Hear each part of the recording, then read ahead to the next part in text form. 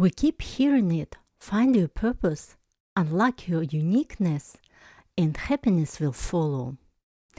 I believe it too for a long time until I realized the truth. This idea is a trap, a sweet illusion. In fact, chasing some purpose often stops us from feeling happy at all. Most of us don't notice how early this dream gets planted. Think back to the stories you grew up with, books, movies, where an ordinary boy or girl suddenly becomes the chosen one, saves the world, and ends up with love, fame, and fortune.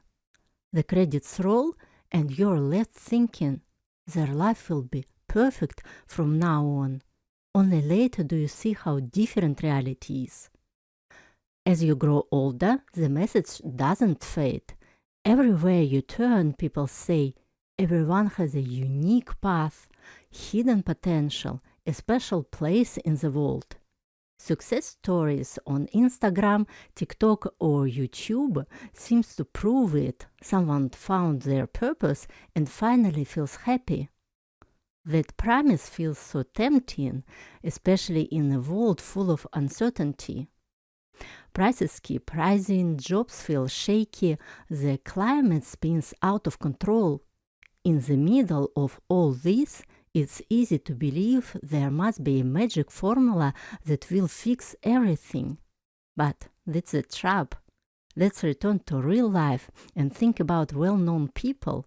They're the ones we usually point to and say, yes, they really lived out their purpose. Dig into their biographies, or even better, their diaries and memoirs, and you'll notice something unsettling. Most of them weren't happy at all. That's why I like to focus on those who are no longer alive. They don't need to keep up a glossy image. They can't hide their pain behind polished posts.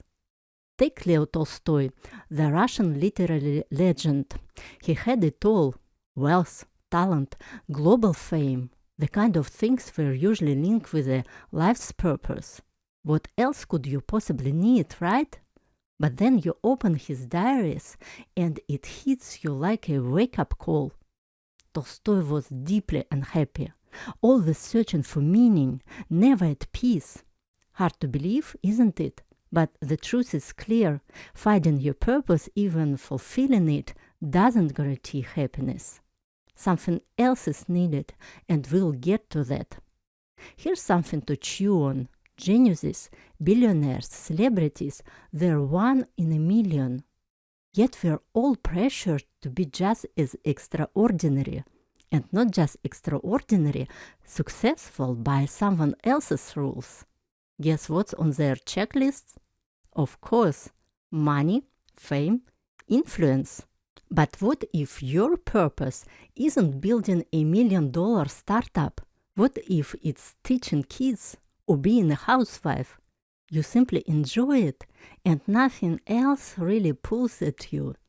Yet in the world of purpose, that sounds like failure. Your path is supposed to shine, to impress. People should gasp.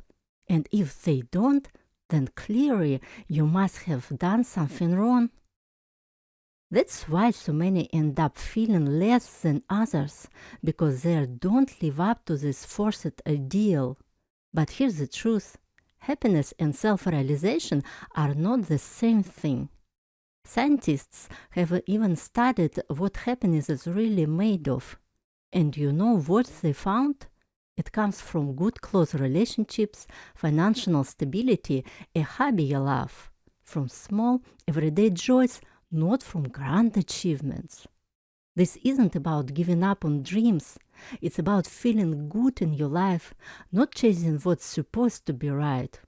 You don't have to monetize your talent or turn it into your career if life already feels fulfilling. Maybe you're great at music and you play guitar for friends on the weekends. It brings you joy. You're not trying to be a rock star and you feel good just the way things are. Now, think about Kurt Cobain. He reached the very top of success. And then, well, you know how that story ends. Here's something else we don't talk about enough. We act like once we find meaning, it's set in stone. But meaning isn't a rock, it's a river. You change, and so does what matters to you. The job that leads you up at 20 might feel like a grind by 30 or 40. That relationship that once felt like forever, you know, the kind where they lived happily ever after and died on the same day, it might fall apart. And this is where the myth of purpose becomes dangerous. We think, if I've found it, then everything should stay solid. But the truth is, meaning has to be revisited again and again. And that's not failure, that's life. You just need to be ready for it. And here's another trap. We get terrified of making mistakes. It feels like standing at a crossroads, too scared to move. Every turn seems permanent, final, and so we freeze, afraid to take the wrong path and lose years of our lives. But here's the truth. We each have dozens of possible paths, and every one of them is valid. Even mistakes help us grow. They show us what we really need. They help us see what will actually make us happy. And you know what else is dangerously sneaky? The search for purpose can pull you away from your real problems. Like a flickering light that steals your attention from what matters right now. You might feel unhappy and think, maybe I'm just doing the wrong thing. But often the reason is much simpler. Chronic stress, lack of sleep, difficult relationships with your partner. Instead of getting some rest or having an honest talk with them, you go looking for a grand answer to explain it all.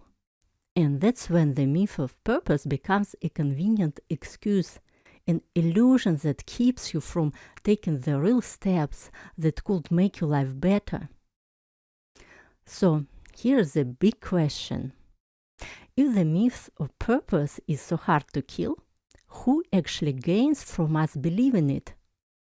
The truth is, this myth has always been used to keep people online. Think about it. If you believe your place in life is already set, why question the system? Why push back? Take the Protestants.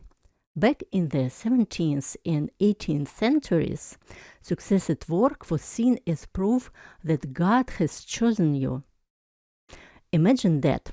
You're working from dawn till night, your body breaking down, and you're convinced that every drop of sweat brings you closer to heaven. Work wasn't just a duty, it became a holy mission. And yes, people threw themselves into it. But guess what? That same belief turned into the perfect fuel for the economy. Disciplined, obedient, endlessly hardworking citizens. Then came the 19th century. Factories popped up everywhere. They needed thousands of workers, and people were told, your purpose is on the factory floor. This is your duty, your calling. In Victorian England, hard labor was glorified as life's highest goal. But the reality? 12, even 16 hours a day at the machines. Deafening noise, smoke, dirt, exhaustion, and a wage that barely kept you alive. Meanwhile, the factory owners lived in spotless mansions, danced at grand balls, dined on fine food cooked by private chefs. See the contrast? Beautiful words about divine purpose on one side, harsh, grinding reality on the other. And yet, that story of destiny kept people working, kept society quiet, and kept their profits rolling in. Today, the myth of purpose is tied to the economy more tightly than ever. Just look at the self-development industry. It's huge. Books, courses, coaches, motivational speakers. Some people follow the advice and really do change their lives for the better. And I want to be fair about that. But For many others, happiness doesn't grow even when they do everything right. What does grow is the income of the coaches. The same pattern shows up on social media. We see bloggers, entrepreneurs, travelers, and start to believe that if they turn their passion into a business, then our hobby should become one too. But behind those polished stories lies profit. Platforms cash in on ads, brands profit from sponsorships, and we end up buying things we don't need, signing up for courses, pouring out our time and energy just to keep up with those images. Corporations play the game just as well. They tell employees, "You're changing the world." And under that banner of mission, people work non-stop, sacrifice sleep, and push themselves to exhaustion. What they are really left with is stress and burnout. Once the myth of purpose was tied to religion and the discipline of labor. It fueled the economy. People worked harder and asked few questions. It also kept social unrest under control, fostering conflict between rich and poor. Today, the myth has become personal, but the aim is the same: to serve the system. Now it drives us to consume more, work longer, and chase the image of a perfect life. In the past, someone could accept their role as a farmer, believing it was part of God's plan. Today, social media and success culture press much harder. We're told, if you are not exceptional, your life is a failure. You must be unique, do something extraordinary. And the result? Even more stress. If the myth of purpose is just part of the system, how do we break free? Should we give up on finding our purpose, endure our talents, or just drift through life? I've asked myself that question many times.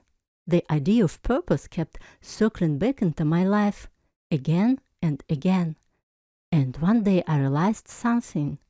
Life can be simpler. Do what brings you joy. Stop living for other people's expectations. Stop fearing the loss of approval.